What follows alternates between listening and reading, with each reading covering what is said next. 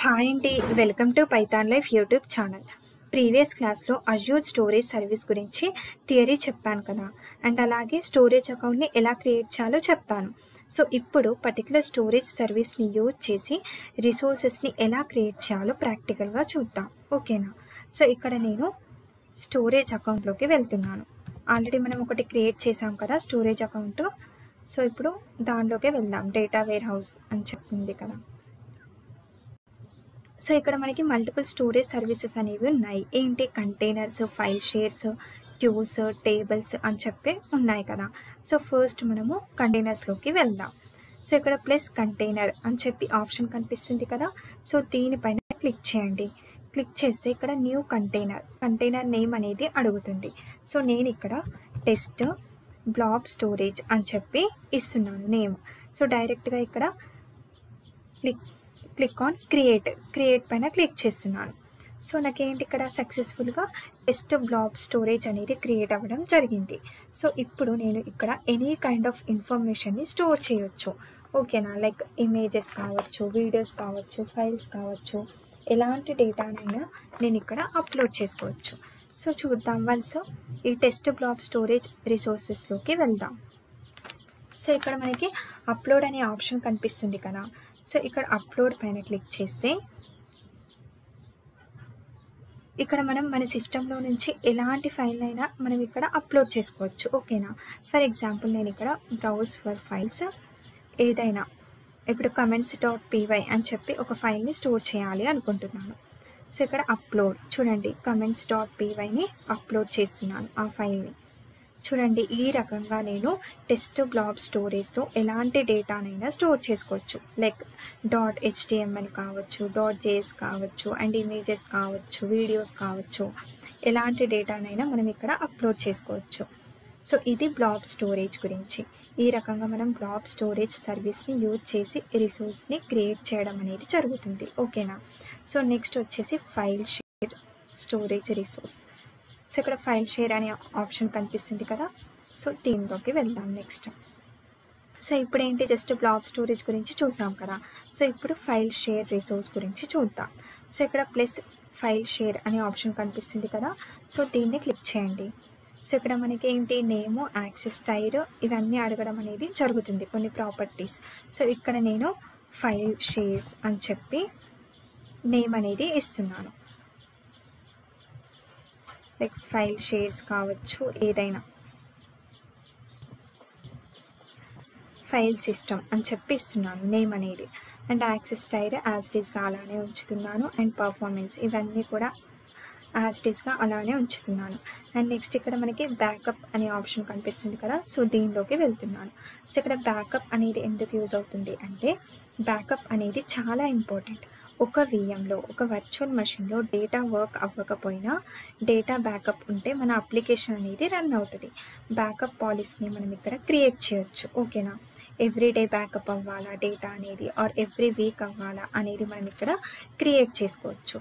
So next డైరెక్ట్గా review plus create పైన click చేస్తున్నాను. అండ్ ఆ తర్వాత మనకి వ్యాలిడేషన్ అనేది పాస్ అయిన తర్వాత నెక్స్ట్ డైరెక్ట్గా క్రియేట్ బటన్ పైన క్లిక్ చేయండి. సో ఈ రకంగా మనకి ఫైల్ సిస్టమ్ అంటే ఫైల్ షేర్స్ అనేది క్రియేట్ అవ్వడం జరిగింది. ఫైల్ షేర్ రిసోర్స్ అనేది క్రియేట్ అవ్వడం జరిగింది. సో ఫైల్ షేర్ రిసోర్స్ అనేది SMP, NFS ప్రోటోకాల్స్ని యూజ్ చేసుకుంటుంది, ఓకేనా? ఒక ఫైల్ సిస్టమ్ని యాక్సెస్ చేయాలి అంటే SMP అండ్ ఇలా మల్టిపుల్ ప్రోటోకాల్స్ అనేవి యూజ్ అవుతాయి, ఓకేనా? సో ఈ రకంగా మనకి ఫైల్ షేర్ రిసోర్స్ అనేది యూజ్ అవుతుంది. సో ఇక్కడ బ్రౌజ్లోకి వెళ్ళి అప్లోడ్ అనే ఆప్షన్ కనిపిస్తుంది కదా. సో ఇక్కడ మనకు కావాల్సిన ఫైల్స్ని మనం ఇక్కడ అప్లోడ్ చేసుకోవచ్చు, ఓకేనా? వన్స్ మనం ఫైల్స్ని అప్లోడ్ చేసుకున్న తర్వాత మరి మన ఈ ఫైల్ సిస్టమ్ అనేది మల్టిపుల్ వర్చువల్ మెషిన్స్తో కనెక్ట్ అవ్వడానికి అంటే ఎలా కనెక్ట్ అవుతుంది అనేది చెప్తాను, వినండి, ఓకేనా? సో వన్స్ మనం ఇక్కడ ఫైల్స్ని అప్లోడ్ చేసుకున్న తర్వాత నెక్స్ట్ వర్చువల్ మెషిన్స్తో మల్టిపుల్ వర్చువల్ మెషిన్స్కి ఎలా కనెక్ట్ అవ్వాలి అంటే ఇక్కడ కనెక్ట్ అనే ఆప్షన్ కనిపిస్తుంది కదా. సో దీనిపైన క్లిక్ చేయండి. ఇక్కడ విండోస్, లైనక్స్, మ్యాక్ OS అని చెప్పి 3 ఆప్షన్స్ కనిపిస్తున్నాయి. ఒకవేళ మనం ఇక్కడ అంటే మన VM అనేది మన వర్చువల్ మెషిన్ అనేది విండోస్ అయితే విండోస్, లైనెక్స్ అయితే లైనెక్స్, మ్యాక్ ఓఎస్ అయితే Mac OS. For example Mac OS ఉందనుకోండి. సో ఇక్కడ షో స్క్రిప్ట్ అనే ఆప్షన్ కనిపిస్తుంది. సో దీనిపైన క్లిక్ చేస్తే మనకి ఇక్కడ ఒక స్క్రిప్ట్ అనేది వస్తుంది. సో దీన్ని యాజ్ టీస్గా కాపీ చేసుకొని మ్యాక్ టెర్మినల్లో రన్ చేయండి.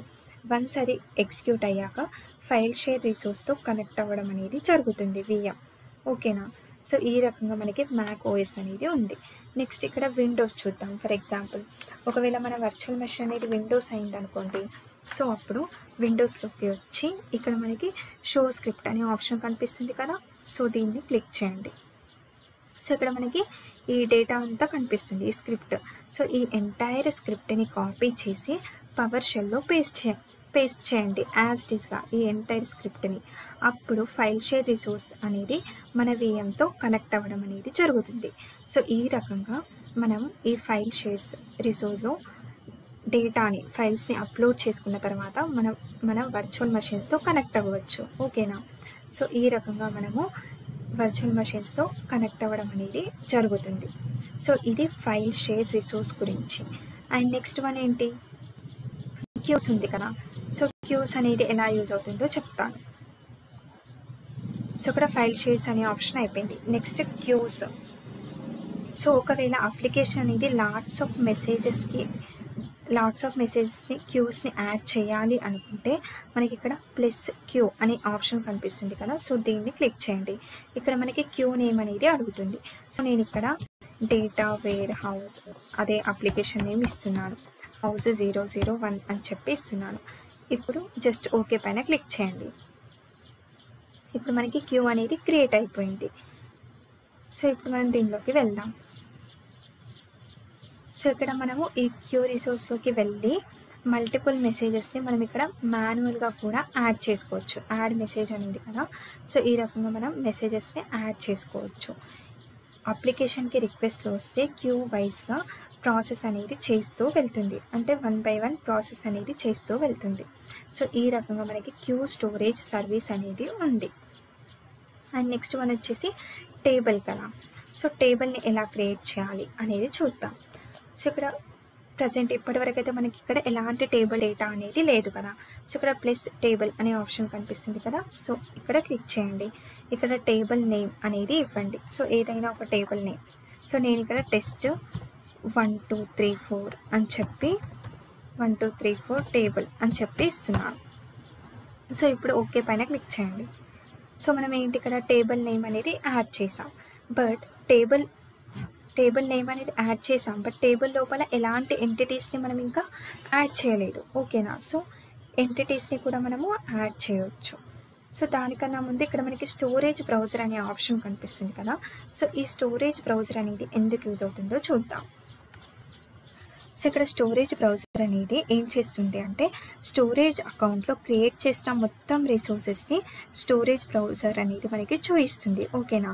లైక్ ఇక్కడ బ్లాబ్ కంటైనర్స్ ఎన్ని ఉన్నాయి, ఫైల్ షేర్స్ ఎన్ని ఉన్నాయి, అండ్ టేబుల్ రిసోర్సెస్ ఎన్ని ఉన్నాయి, క్యూ రిసోర్సెస్ ఎన్ని ఉన్నాయి అని చూపించడం అనేది మనకి జరుగుతుంది. సో ఫర్ ఎగ్జాంపుల్ ఇప్పుడు స్టోరేజ్ బ్రౌజర్లోకి వెళ్ళి నేను బ్లాబ్ కంటైనర్స్లోకి వెళ్ళాను. సో ఇక్కడ ఏంటి మనకి 2 కంటైనర్స్ ఉన్నాయి. సో మనం ప్రీవియస్గానే ఇందాకనే టెస్ట్ బ్లాబ్ స్టోరేజ్ అనేది క్రియేట్ చేయడం జరిగింది. సో ఇప్పుడు దీనిలోకి వెళ్తే లైక్ దీంట్లో మనం ఏంటి comments.py అని చెప్పి ఒక ఫైల్ని పైథాన్ ఫైల్ని అప్లోడ్ చేయడం అనేది జరిగింది. సో ఈ రకంగా మొత్తం అన్నీ ఒకవేళ మనకి మల్టిపుల్ రిసోర్సెస్ ఉంటే మనకి స్టోరేజ్ బ్రౌజర్ అనేది చాలా వరకు యూజ్ అవుతుంది. సో ఈ రకంగా అన్ని రిసోర్సెస్ని మనకి చూపించడం అనేది జరుగుతుంది స్టోరేజ్ బ్రౌజర్. ఓకేనా. ఇది బ్లాబ్ స్టోరేజ్. అండ్ నెక్స్ట్ టేబుల్స్లోకి వెళ్దాం ఇప్పుడు.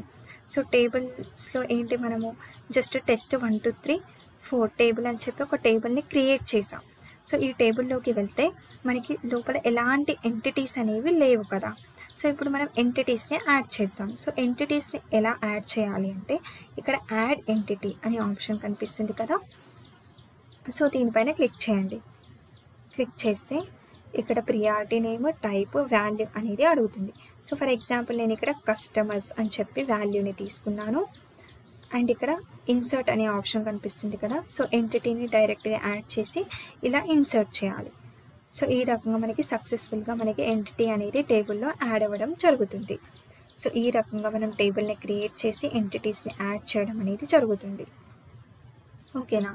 సో ఏంటి ఈ క్లాస్లో మనం containers, file shares, queues, tables, so ఇలా different types of storage services గురించి డిస్కస్ చేయడం అనేది జరిగింది. సో ప్రాక్టికల్గా చూపించాను కదా ఇవన్నీ. ఈ క్లాస్ మీకు క్లియర్గా అర్థమైంది అని నేను అనుకుంటున్నాను. నెక్స్ట్ క్లాస్లో ఇంకో కొత్త టాపిక్ గురించి డిస్కస్ చేద్దాం. ఓకేనా. Thank you.